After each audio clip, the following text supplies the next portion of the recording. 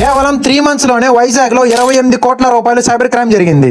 ఇండియాలో cyber crimes చాలా జరుగుతూనే ఉన్నాయి. రీసెంట్గా ఈ సంవత్సరంలో జనవరి నుంచి మార్చి వరకు ఒక్క వైజాగ్లోనే 28 కోట్ల సైబర్ ఫ్రాడ్ జరిగింది.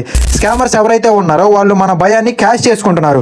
మీ ఎలక్ట్రిసిటీ బిల్ పే అవ్వలేదని లేదా మీ వెహికల్ నెంబర్ పంపించి పెండింగ్ చలానా ఉంది, ఫైన్ కట్టకపోతే కోర్ట్ యాక్షన్ అని మనలో భయాన్ని క్రియేట్ చేసి ఫేక్ లింక్స్ని పంపిస్తున్నారు.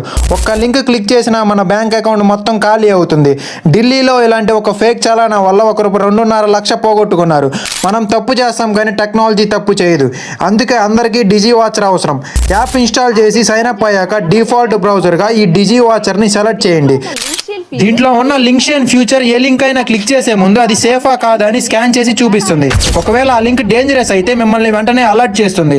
ఈ యాప్ మీకు ఫ్రీగా ప్రొటెక్షన్ ఇస్తుంది. ప్రజెంట్ ఈ యాప్ వచ్చేసి ఆండ్రాయిడ్లో అయితే అవైలబుల్గా ఉంది. తొందరలోనే iOSలో కూడా లాంచ్ అవ్వబోతుంది.